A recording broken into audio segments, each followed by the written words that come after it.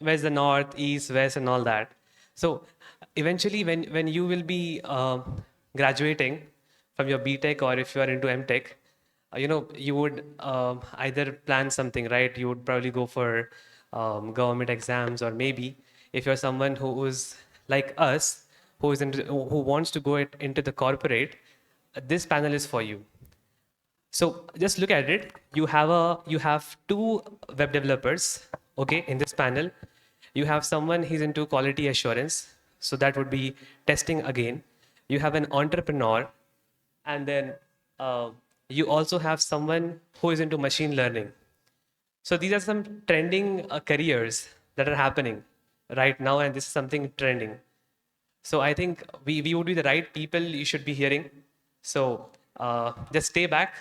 Uh, I may not promise, but we'll try to wind it up by 1:15 max. That's how much you would have to hold back. And then we all will have lunch together. How does that sound?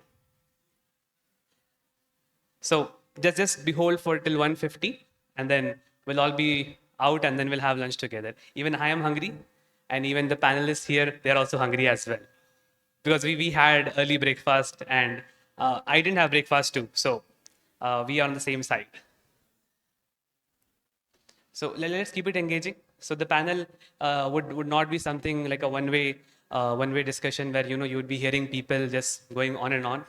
We would be here, and then we would be talking about different career journeys. You would be understanding what it takes at which stage of your career. So that is something you should be knowing. And then this session is going to give you all that takeaways. So yes. Good afternoon. Myself, I am Rajkumari Chilkuri. Let me introduce about Mohammad Khalid sir. Mohammad Khalid sir is an accomplished leader and dedicated volunteer, currently servicing as the IEEE GRSS Young Professional Regional Coordinator for India.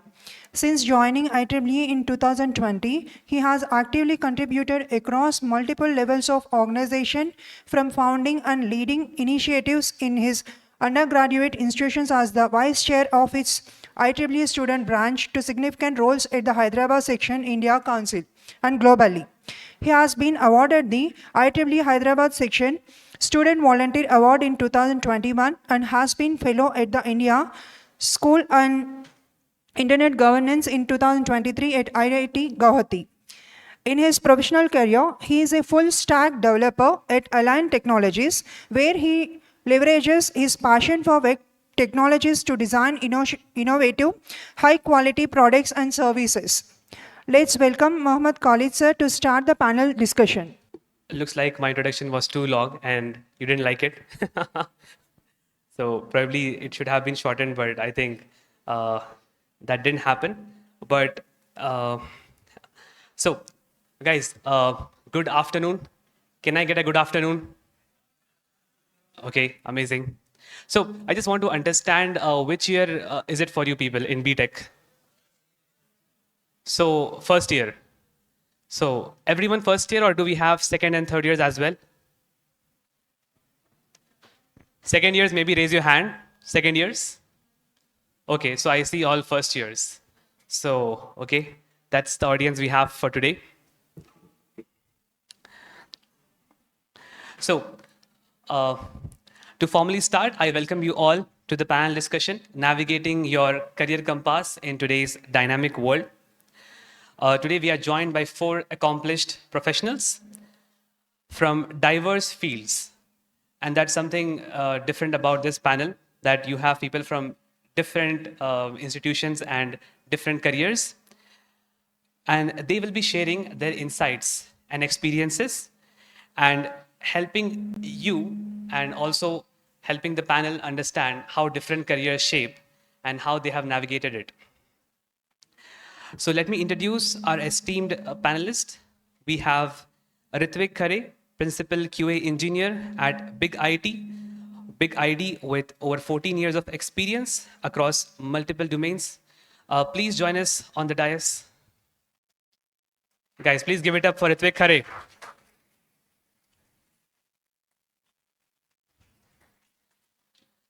Next, I would like to introduce Juwairiya Khatun, a senior analyst at Deloitte, specializing in web development. Please join us at the dais. Guys, give it up.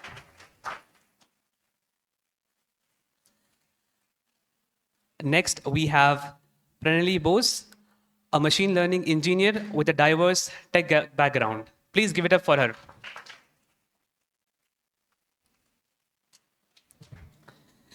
And yes, the panelist, Mr. Shri K. Srinivasa Raju, who is the CEO of Unistring Tech Solutions, a leader in defense technologies and innovation.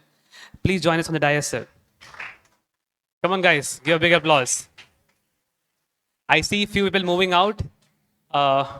We did try to negotiate, but I think that didn't happen. So it's fine. But people who are staying back, let me tell you again, this panel is going to be different. It would not be something like a keynote. So please stay back, listen to us, and let's not make it just one-sided. We'll try to engage you. So usually the panel discussions end with a Q&A, but in this panel discussion, we're keeping it open.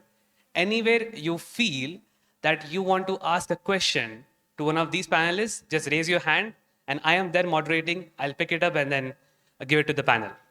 How does that sound? Okay? Good? Okay. I see a few thumbs ups, so that's fine. Yeah.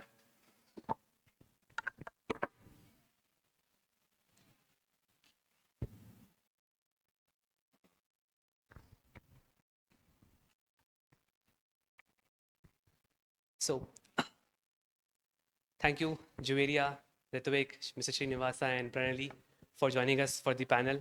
I do understand we don't have a bigger crowd here, but we have a handful of students who really stayed back because they have a lunch break and then they wanted to go there and enjoy the delicious meal, but they have stayed back to hear us. So we're going to make the panel a little shorter with that, but I think that will do. So let's get started. So I would like to begin with Mr. Srinivasa. So from being a scientist at DLRL to leading a company specializing in cutting edge radar and electronic warfare technologies, what motivated you to take the entrepreneurship leap? Thank you. Before I proceed, thank for this opportunity. And hopefully, even though it is a short gathering, I mean small gathering, and hope all of them are inspired and aligned with respect to the goals of this conference and this. Coming to, yes, my first decade of experience working and all is in DRDO. So while I was doing my undergraduate course at NIT Warangal, so I made up my mind that I have to work for those technologies and I have to get myself fully involved into those areas which are important to the national security, building the strong nation. So then I had a choice of getting, I mean, like either to pursue a business to start with or to join a DRDO or join some agency, government agency to understand. So I realized defense being more of confidential and deep tech. So I felt I should work first for DRDO. Right from the day one, myself and my friends who are the partners in the company now, so we all made our mind that we'll be working for a decade and then we'll be leaving the DRDO. And yes, while working in a government sector, naturally because of several procedures that will be involved in government, so we saw the possibility of doing in a much bigger way whatever we want to do, building the defense products. So then we felt our decision was right, and we left the DRDO after a decade experience, and now we are running the private industry. Thank you for that answer. So guys, that's how Mr. Srinivasa has moved from DRDO to starting his own startup. Isn't that inspiring? Tell me. So please give it up for Mr. Srinivasa. Thank you. Thank you. Because I know everyone here has once at some chai or coffee or maybe some mojito, you have discussed that, guys, let's do a startup as we graduate from BTech. I know that has happened. So, this is something inspiring for everyone. And I think Mr. Srinivasa is one of the persons you could get that inspiration from and encouragement to, take over, an entrepreneurial journey.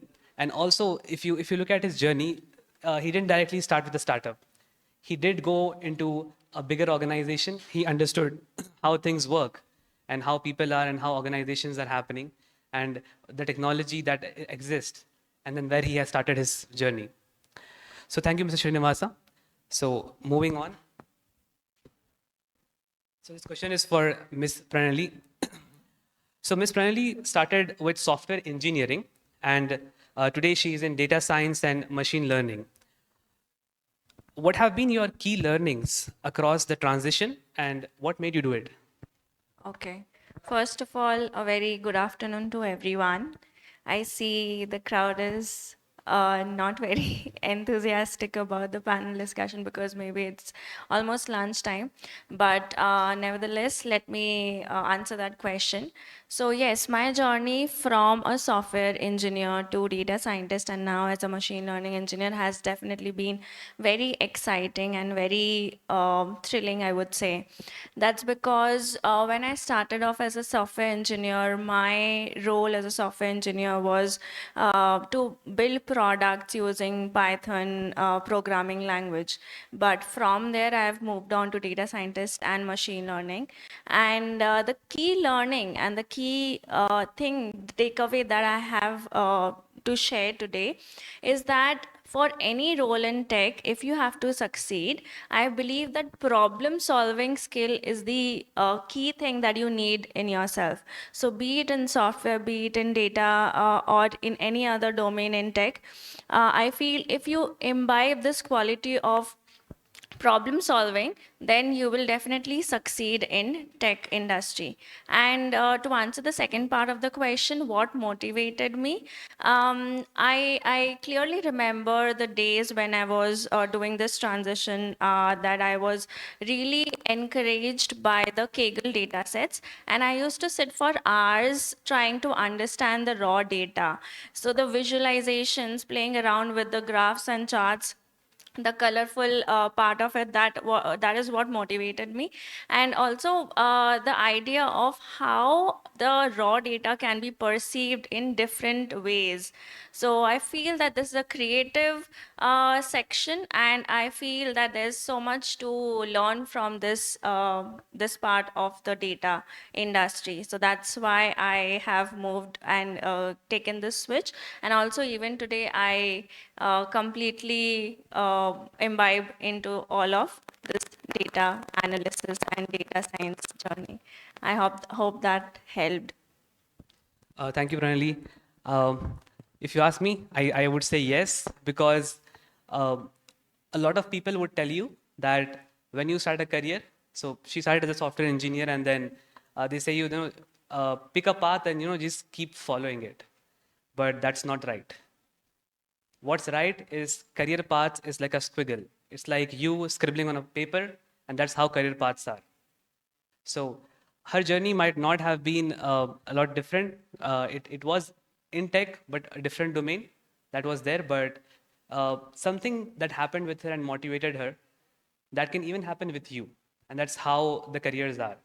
You may join some company or some startup through placement, but then that might not be something you would want after 2-3 years. That may happen. So anytime you get motivated, never think that, oh my God, it's too late. It's never too late. So there are a lot of people I have met personally in my years of, attending these events, where people have taken those steps after, 20, 30 years of working in the same company. That happens. So that's how careers are. And also the key takeaway about problem solving. So it's just not tech, but anywhere. Even if you're not doing a technology job, the people, the higher ups with you, they have this thought about problem solving. You may be good at what you do, you may be hired for that particular role, but if you are the guy in the room who tells us that we can use this to make that happen, then yes, you are the right person. That's how careers are, and thank you so much, Pranali, for sharing that with us. So moving with Ritvik. So Ritvik started his career in the application packaging and virtualization, then transitioned in automation testing. So Ritvik, what inspired that shift, and how did you prepare for it? Okay. So to start with, good afternoon, everyone, and thank you for having me here. And basically, when I was working with application packaging, I would say it was a short-lived domain. It was an hot skill at that time. I was working and started my career with Accenture, and that time, everyone, if people knows, Windows XP was going to be decommissioned. Microsoft was going to end the support for it. That was a time when there was a need that all the companies running on Windows, they have to move to a new operating system. That was application packaging. We were packaging application for the latest operating systems. That time, it was a hot skill for a limited period. So it triggered a motive to choose for an opportunity which could be a longer lived. And I feel that quality assurance in the industry everywhere is one of the biggest problem point. It is one of, I would say, an overlooked point where companies doesn't focus on the quality of the product that they are building up. So quality assurance, it came as an opportunity. I thought, okay, this is the right choice I should be looking into. And I started with it. And in the very first initial years, I tried everything in the testing. I started testing and hardware, I started testing software, and I started testing the connection between the both. And I find it more interesting that, okay, there is an automated way of doing this. So we could do more in the less time. And that was, I could say, I'm lazy in that doing things, that I would rather write a code instead of doing and perform the click and get the answer. So that is the, I would say, the interesting part of my job. I get to automate things, and I would say not in a good way, but I try to identify the problems also. Which in a way that when I say I'm trying to use any service, let's say I ordered something on Swiggy, and it is not coming on time. What is the problem behind that? And if the person comes on time, that is something I'm gonna again go back to the same application and order the next thing. So that way to improve that quality is something I looked into, and that inspired me to start working on it. Thank you, Ritvik. I would say what Ritvik is into is testing, is something. So we all use Instagram here, right? You use Instagram, you scroll reels. Yes, we all do that. Yes. So if you look at it, I would say we come across those memes and those reels where you see developers versus testers. So this panel also has a developer and also a tester as well. And if you look at Ritvik's career, he has spent over a decade in testing. And he has seen what is manual testing, automation testing. These are some terms that might not click today, but if you're someone who is looking at these things, people usually encourage you to and say, go in development, don't choose a career path in testing. But I would say if you look at Ritvik's journey, he was there and he has seen both the careers. He has seen how things were with development, but then he chose testing. And the reason he just gave us is really inspiring because quality is something that really matters. Whatever product you're bringing to the market, because if you come from a mindset of being an entrepreneur, and I think Mr. Srinivasa can actually relate on that. Quality is, I think, the major part of it. If development is 30%, this is a personal opinion, but quality would be 70% of that. So thank you, Ritvik. So my next question is with Juveria. So Juveria's career journey started with an internship at the present organization she works at. So can you share some best practices and learnings from your journey? Hello. Hi everyone. Good morning. I see a few folks talking to them, a few folks using their phone, a few folks sleeping, and all of you are bored, sleepy, and hungry. So am I. So we'll make this a bit interesting, right? I don't want to use like big buzzwords, AI, machine learning, data science, web development, this, that, and bore you. I'm here to talk to you guys. Consider me as a student. I was sitting right there 5 years ago. Now I'm sitting here. Would you want to sit here a few years from now? A raise of hands. Nobody wants to be a speaker. Nobody wants to inspire their juniors. You would, right? Just 6 years down the line, I was sitting right there. I was looking at one of the speakers and saying, can I be there? Can I be that person? Can I inspire my juniors? Do you want to do that? Do you know what it takes to be here? Do you have stage fright? How many of you have stage fright? I'll tell you something. No matter how professional of a speaker you are, how good you are at it, you will still feel anxiousness and anxiety. To this day, I must have spoken like at least 50 places now. Like, obviously, including my schooling, college, all the oratory clubs I have done, or wherever I've been in my company. I still feel anxiety sitting here, right? It's not easy to sit in a place like this and speak to folks who know nothing about what you're speaking and they are just bored. And especially when you see sleeping faces or people walking out, it's crazy, right? I'll tell you my journey, and I hope to inspire so many of you here. I work at Deloitte as a software developer. Do you want to work at Deloitte? Do you want to work at Mang or Fang companies? Yes, no. How many of you are in fine? I think I heard you saying they are in first year. First years. Anybody from third year or final year here? No? Everybody first year. All branches, computer science, data, like AI, ML, triple E, IEEE, like what are your departments? Just shout out. IT. All of your IT, same class, all friends. Data science. Nice. Chalo, it's like a trending thing. So cool. I think the other speakers can help you more with that because I don't have my expertise in data science. But yeah, so I'll talk about my internship. Okay, it's year 2020. You know, when did the pandemic hit? 2019, December, right? So I'm in my third year at Deloitte. Last semester, I get placed at Deloitte. I'm in my college in third year and I get placed at Deloitte. Like Deloitte comes to my college and I get the placement. I'm on cloud nine, obviously a small girl, like knowing nothing about tech, getting into this big company. I've only heard of this company in news channels and stuff. So it's a very, very big thing for me and my family, right? I'm telling you this, nobody from my family or my background is into corporate. I've never known corporate or offices. All I've seen corporate and offices in reality shows maybe or TV and news, that's it. So it's a very, very big thing for me. And my last semester of my college was my internship at Deloitte. So I'm very excited. It's in January 2020. And I go to office, I see these huge towers. You know, have you been to high-tech city? Obviously, you all have. Have you seen Hyderabad where there is the corporate sector, these huge buildings and stuff? Is it inspiring for you? Do you ever see at those buildings and say, I want to go here? Like every time I go from ISP or Microsoft, like this is my dream company. Do you do that? No? Yes or no? Do you have dream companies? Give a louder yes, yeah. Come on.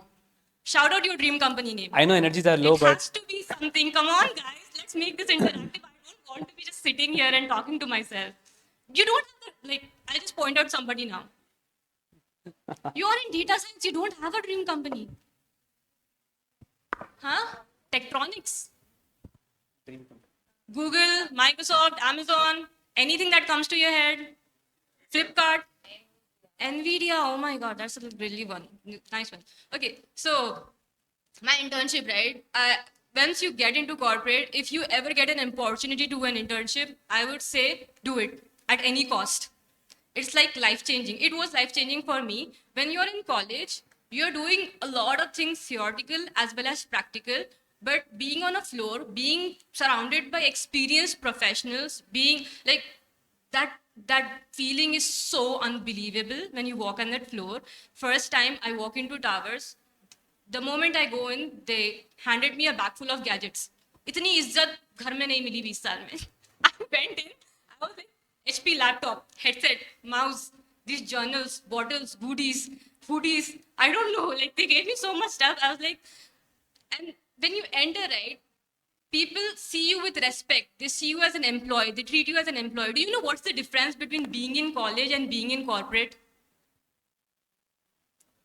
You sit here, you pay the college. You sit there, they pay you. You see the difference?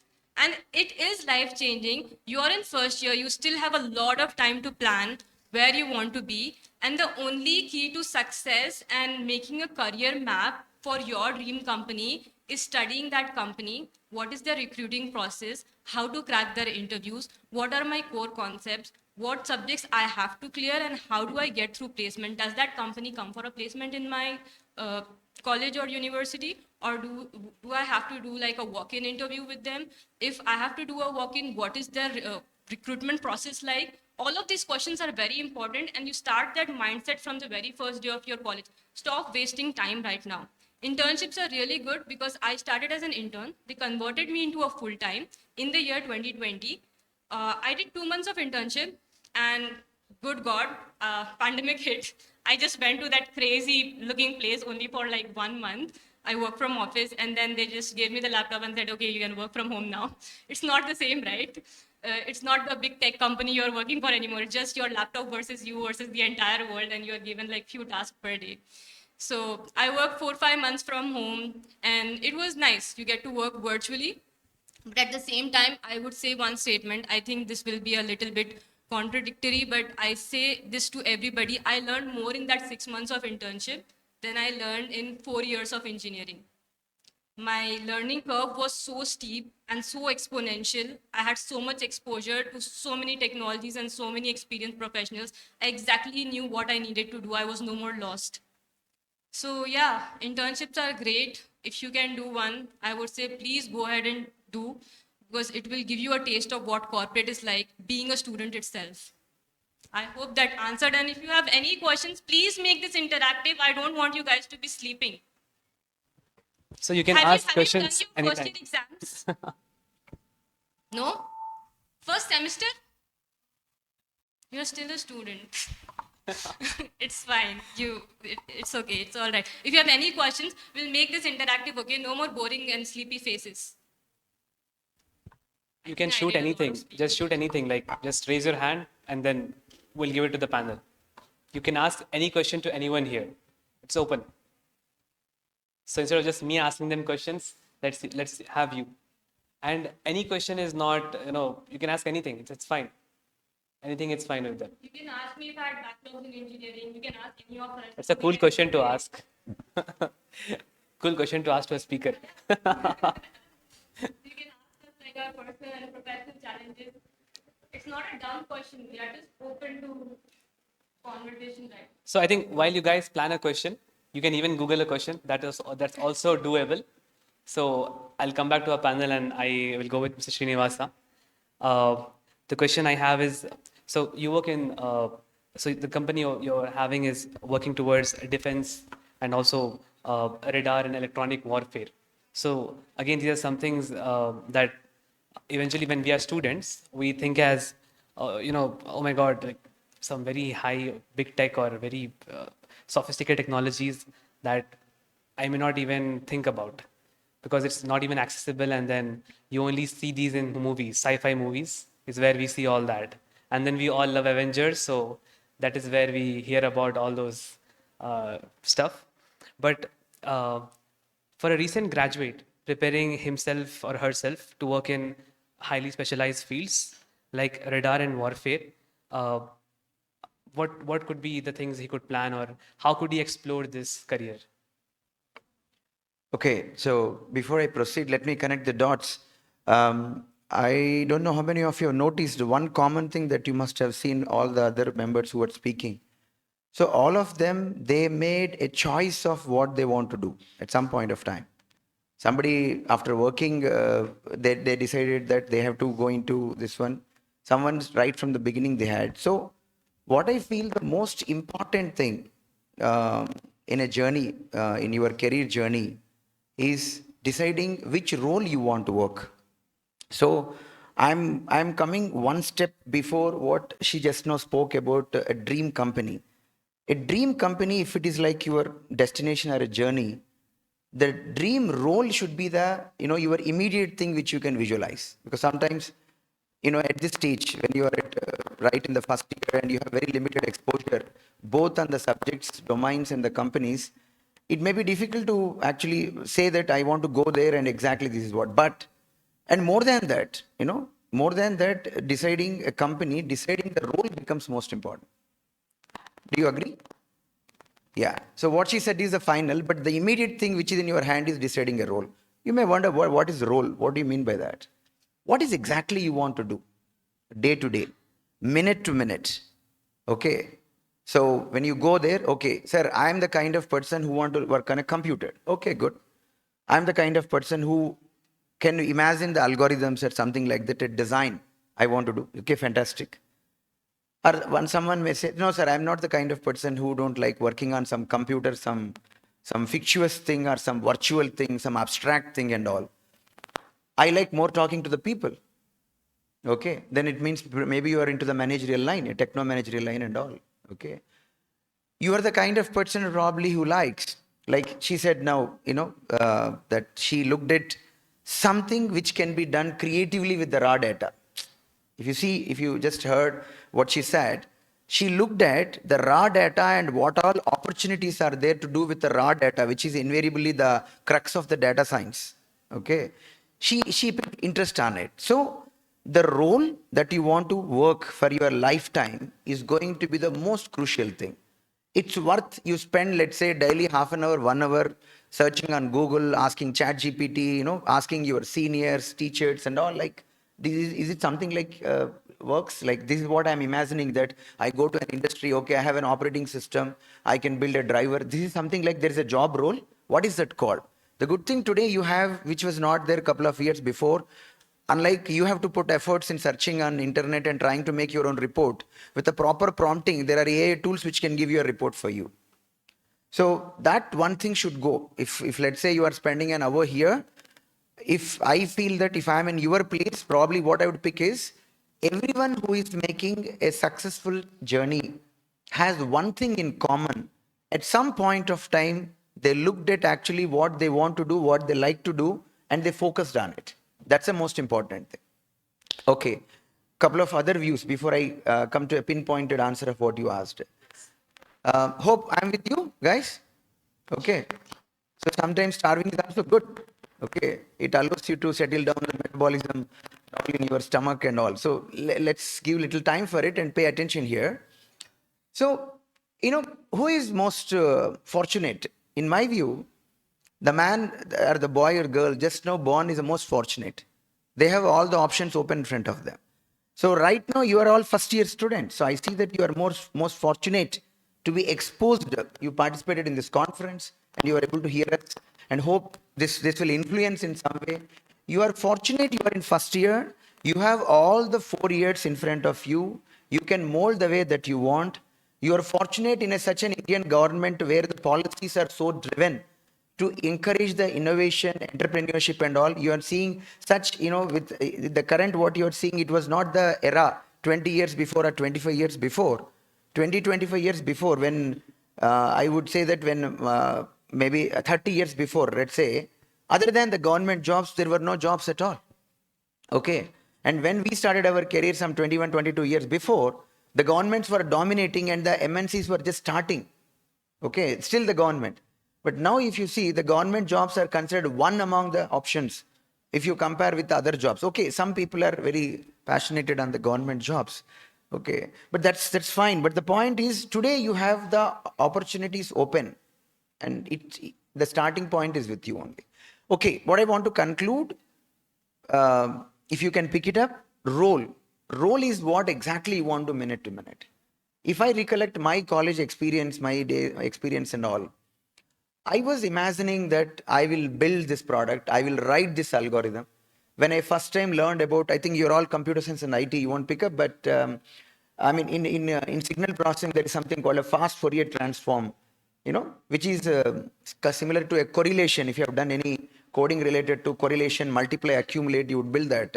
I was so excited when first time I learned about it, like, okay, you have any signal, I take a sine wave with so on so frequency, multiply and sum, I'm getting the energy of it. What a fantastic thing. It made me mad to think about those things. And I feel quite happy today what I do, because day to day what I do is I build new products, new algorithms. Okay, the deep tech products which can meet the Indian Armed Forces, Indian Air Force, Indian Army and Indian Navy, solving the problems of physics, solving the problems of computer science, using AML techniques and all. So role is something which you should be first passionate about. Sir, I want to be a coder. I'm extremely good at imagining. If you tell me some problem, it's fantastic. You can be a fantastic coder. Okay. Now coming to what's precisely that he has asked. if I can have the slide which I gave, is it possible to flash it here? No, you're not given? Fine. So you can search in Google at later point of time. It's only one slide which I thought if I can put it here. Ikigai is a concept which is Japanese concept. Ikigai, just you can Google on just to find out Ikigai Japanese concept later at some point of time. So what it says, it questions the purpose of a life. Okay. So I will go a little philosophical for a minute, then I'll come back to the topic. So see, we are all humans, right? When we are all somewhat blessed, I would call us blessed with respect to the animals, with respect to the birds. If you look at a millionaire, maybe a billionaire, whenever the life started. So when you compare with all the remaining animals, birds, trees and all, we are the one who are blessed by the nature, having consciousness, having capability of understanding and decoding the nature, building products for our convenience, isn't it? For example, in a jungle, there is no guarantee for a deer's life. Anytime tiger can attack, anytime lion can attack. We are fortunate enough we could build a security. We have civilized. You want to go to suddenly, Himalayas and take the cold breeze, you can do it. But had it been for a lion which is there, even if it is a lion, which is there in Madhya Pradesh, can it do it? It cannot. So you have to understand one philosophical thing. You have to decode a human life is different than any other animal's life. We are blessed by a lot of things. First, take pride for it. Be happy for it. Isn't it? We are fortunate enough to be humans. Second thing, you should again be very thankful, fortunate that you born in this era, in this generation. Isn't it? Had it been 100 years before, you were maybe fighting for what is that called? Independence? Okay. 200 years before, there is no guarantee which Jamindar or actually which king would kill you because you did not salute him on the road. Okay. Having been 2000 years before and all, still we could not build our security and all. You never know which lion and which tiger would attack you and all. First thing, you should understand the purpose of a human life. If there is any goal for any individual, for all these many billions of people, first you should know how to be happy. Okay. Having said that, you should know how to be happy also in your future plans. And in my point of view, there is nothing other than understanding what you like, what you love. That is the first dimension of Ikigai. The first dimension of Ikigai, what it says is, you first recognize what you love. If you don't recognize that, if you just go by the industry wind, since industry says, okay, Python, everybody learn Python. Let's say since industry says now there are some government projects, are there startup, let's say you go and start. Now, is that exactly what you love? Is that exactly what you would like to do day to day minute? This is what should be the first thing that you should, isn't it? Do you agree this fact or not? What is the point to tomorrow you may be driving a BMW, but you will be cursing coming out of your office, what the hell? Okay, why I am working here, but still you are given a BMW. You are a talented guy, but you are hijacked in campus interview. I say hijacked because you self-hijacked yourself. Somebody said that you will be paid some 2 lakhs per month or 3 lakhs per month or maybe half a crore per annum and all. You joined and you took a loan and you are driving a BMW, but still you are cursing because you do not like what to do day to day. But let's say you joined a company, you are not driving BMW, but still you are driving a car. See, the moment you are good, either you drive a BMW or you will drive, an Alto. You will be definitely driving because you are already naturally good at doing something, right? So you are driving maybe Alto only, but you are so satisfied.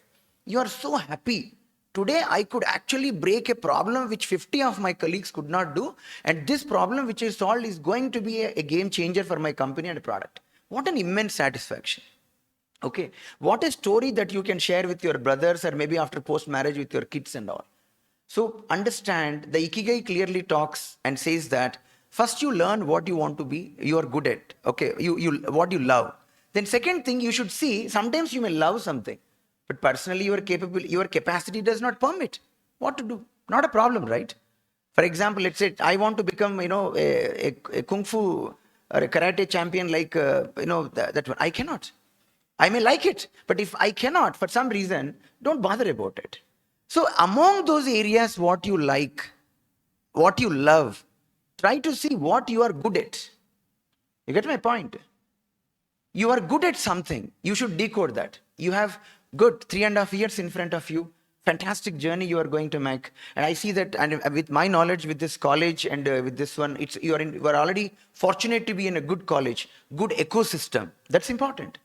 Okay. So you're all good. You have all good things in front of you. 3.5 years. Fantastic. Try to decode what you love, what you're good at. Next one, and the most, of course, important one. What is being paid for? Isn't it? You may love something, you are good at something, but the social circumstances may not demand that you get paid for it. Then also there is no point.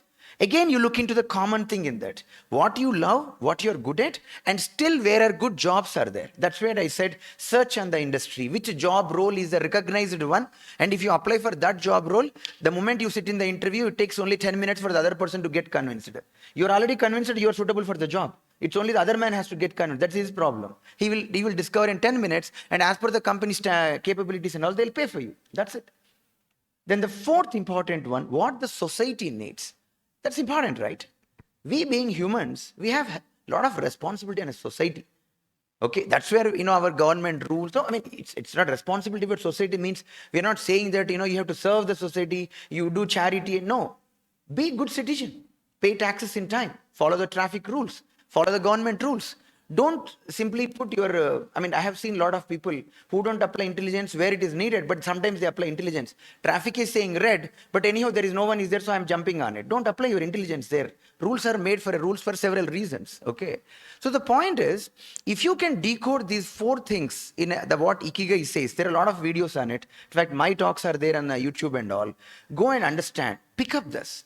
I'm going to tell you, after, when you reach, maybe 25 plus or 30 plus, I cannot say whether you will be driving a BMW or a car or a bike or maybe walking because, or you may take a cycle because you love the green energy and all, whatever it is, but you will be happy. Okay. So this is the most important thing to understand. And you must have seen all the members who spoke here, they carry one common thing. Somewhere they liked actually what they did and they focused, they intensified on it. Okay, coming to other common things which you anyhow hear from several people, but having question asked, let me quickly give my remaining answers. You should be good at the concepts, isn't it? And I will connect everything to what I said. If you love something, obviously your interest will be there in the class. If your interest is there in the class, you will naturally understand that. See, every of us is blessed with a considerable amount of genetic intelligence which is there in India. Okay, and we are a little unfortunate that in your school days, of course, still also the children are unfortunate. We are still reading the same thing what the Britishers want us to actually read. That somebody has invented some, earth-centric or solar-centric theory and all, somebody and all like that. In my view, and most of the experts' view, I'm not saying this, there are several European scholars, German scholars, American scholars who say that the Europe's inventions are done in actually, 1400s, 1500s, 1600s and all. But the Indian, textbooks say BC, they invented the nine planets, they invented stars, they invented zero, they invented a lot of things. They decoded the value of pi, everything like that. So unfortunate that, we did not make our kids to actually still read the reality. But understand, one point. Where is all this genetic intelligence will go? It won't go anywhere. It is in you. You have, a 2000 years genetic intelligence carried by your parents, your forefathers, and all like that with you. You have to give a direction to it. Don't be hijacked with the Western liking. Because you saw that, your cousin or actually or somebody went to United States and all, they put a photograph with 1 acre land and all like that and all big villa and all. Don't be that. And, the world is also not that open to the, what is that called, foreign acceptance nowadays. It was 1960s, 70s and all the United States, European countries, they want to take benefit out of the brain drain from India. But now they are closing the doors. They are saying, we don't want enough. You people are good. You came here, you became CEOs of company, you became founders of this company. We are happy. Further, you don't come. We want our local employment to happen and our local development to happen. I think all the new United States president, his policies, his key winning agenda itself is to actually empower the local people and all. So don't go by that. India is a land of opportunities. Was there at some point of time, will be there in future also. That is the reason why everyone will look at India. At some point of time, they looked at India because we were having all those natural resources and all. Those days, the 1400s and 1500s and all, it was an achievement for all the explorers, over the ocean explorers and all, finding an India. That's what the Columbus went there, and he felt he discovered the India. He made an announcement, everything that I discovered the India, but later he realized he didn't discover the India. He discovered the United States and all. And later Vasco da Gama could actually become the fortunate person who could discover the India. India was a gold mine for the world. And even now it is a gold mine for the world, for the talent, for the human talent. That's what So that's it. You guys are already blessed with the genetic intelligence, fantastic ecosystem you have. You have companies in India. Fortunately, the current government, the last, the 1 decade government and the ongoing government knows importance of, empowering building the products here, especially defense, aerospace, EV sector and all. There are so many lakhs of crores of fund. The government is flooding basically for the people who want to build the companies here, products here and all like that. Now, the sky is the limit for you. Yeah, thank you. Thank you, Mr. Srinivasa.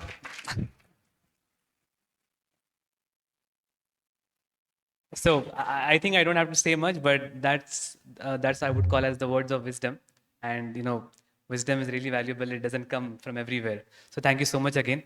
So moving on, and then I think the panel is moving to a different phase now. So from tech to, we're going to talk about why we are here today. And the next question is about that. So Pranali, you have been at multiple events and conferences. You might have been an attendee, an organizer. Today, I see you everywhere as a speaker, as a panel member. So what motivates you, and does it help you in shaping your own career perspective?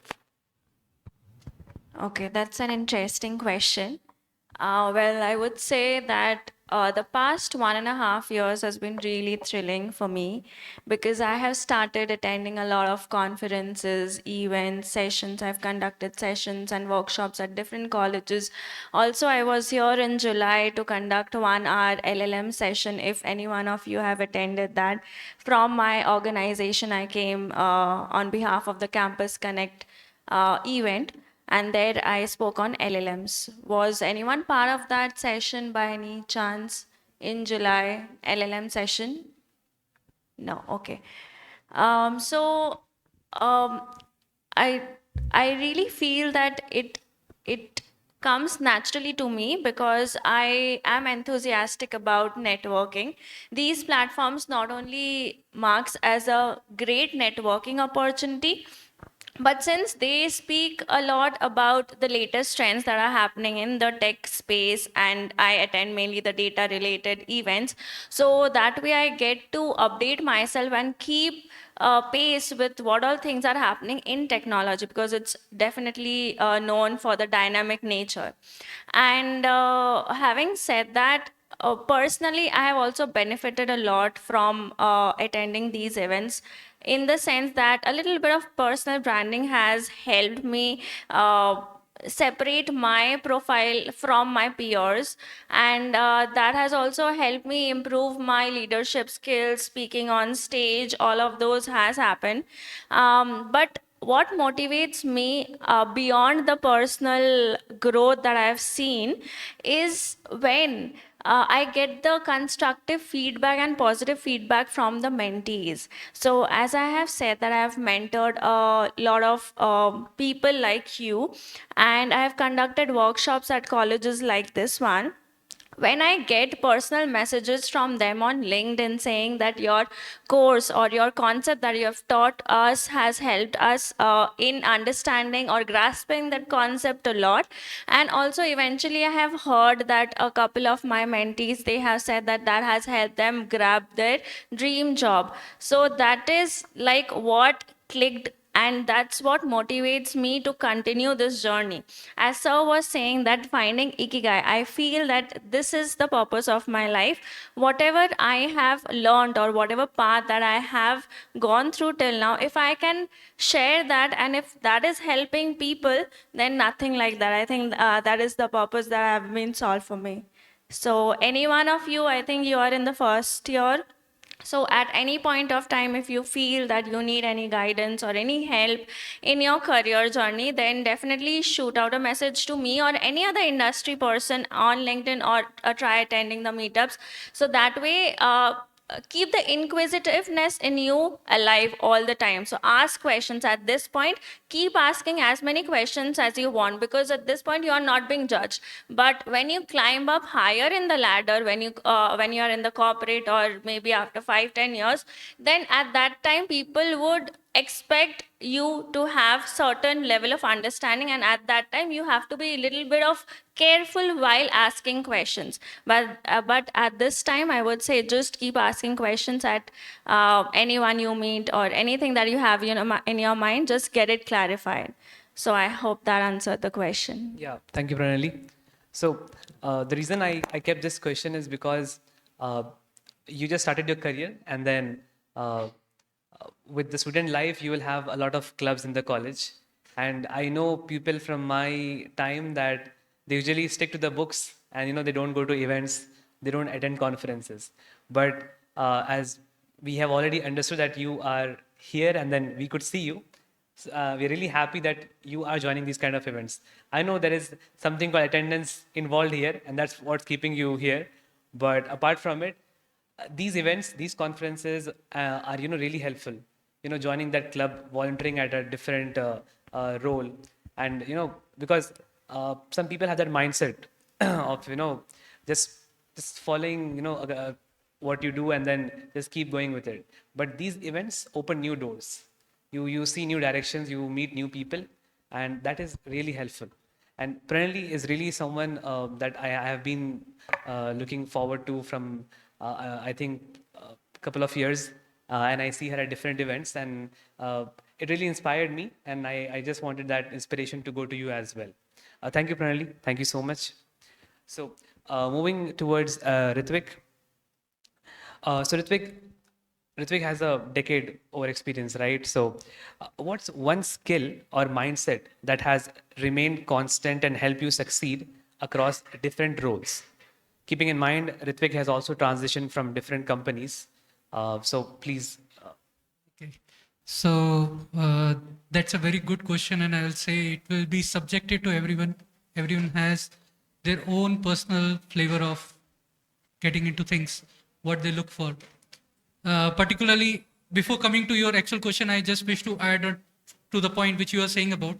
So when I studied from a college which my every year there was a new floor built up. When I joined the college, it was ground floor. In my second year, it was second floor, and we didn't have an auditorium like this. So we didn't have. Sorry to interrupt, Ritvik. Guys, we are just closing. As I promised, 1:15, we would be closing the next question with Juviria, and then that's where the panel ends. It would be really great if you could stay back for just another one question, and then we are good to go. We all will move out together from this hall. What do you say? Yes, no? Yes? So please stay back. Just one more question, and then we're winding up. Okay? Yeah, thank you. Okay, sure. So I was just saying that, okay, I'm very thankful, and I feel that you guys are very lucky to have such a college which can actually organize and host things like this. So I was telling about my college. In my first year, it was ground floor. In my second year, it was second floor. So when I moved out of college, that was the year they finally got an auditorium where they could host these things. I didn't have any senior. I just have my elder sister who has studied engineering, who guided me. Okay, you should take this. And I was interested in more in mechanical. I'll say automobiles. But she guided me. Okay, you don't have a good score. You don't have a good college. So go for an IT. So I selected IT in an average college where I started. This is how I come up. So this was just to add that, okay, this is a very great opportunity. Experienced people coming in front of us, talking about their experience. And now coming to your question, which you asked for the mindset. So my mindset was I always look at a particular thing and I say that, okay, how that is working. Since childhood, I used to just open up the toys and see what's the mechanic is inside. And that is what the software has come up. Now, everything we don't have to use nut and bolts and even the wrenches to open up the things and see. We just have to get into the system and code and see, okay, how in background the code is working. As simple as right now, all of our phones are listening to us what we are talking about. And the next time we log into, they'll put up an advertisement, okay, this is something which you are looking for. So how that particular thing is working, how it is scaling up, how it is getting smart is something, is my curiosity which have always driven me. That's the mindset, okay, how this is working. And as I have switched multiple projects, I have worked more than, this is my 20th project I would say I'm working upon. So every project I see it as a new story. It's a closed book. We have to go layers by layers and understood how it is working. And probably we have to understand the design behind it, how it was designed a couple of years ago or decades ago, and why it is working today is the curiosity which is driving me to understand why it has happened the same way it is happening today. So yeah, that's in short the mindset I would suggest. Thank you, Ritvik. So it's all about being curious about things you see around. So as you develop that skill with you, I think that's what is the key point you wanted to keep about being curious about things. So just don't stick to the books, just don't stick to what you're being taught, but be curious. And I remember, so you just heard Mr. Arif Sabil speaking, and then I remember attending a session of his, and Arif Sabil had introduced me to a book called Why. So the book talks about, you should be asking why to everything, and how that actually helps you navigate or help you plan things or understand. And when you want to ask a why, you need to be curious first. If you're not, then you would not ask a why. Also, I am going towards the last question with Juveria, but I have been seeing people looking at the screens. I hope you might have got at least one question for them. Someone might have got it. So if you have, please keep it ready, because once I'm done with Juveria's question, I'm going to come back to you again, and then let's have one of you asking that. Okay, so yeah, Juveria. So even I am from web development, and I'm also in my early career. And this question is with respect to that, because when I got into web development and I was looking forward to a career like web development, people around me made it feel that web development is not really cool to work in. And I hope that might have happened with you as well, because there are so fancy technologies around us that people say, oh, web development, it's not something so good. But I just want to hear from you, and then also want that to go to the students, because even they might have heard this. And yeah, please. I don't want to hold back people against my will, so I'll just see the timing. How much time do I have? So you have 5 minutes. Okay. Yeah. I'll try to make it shorter than that. Sure. Are you guys exposed to web dev technologies? As in first year, I wasn't actually. I just did my C and C++.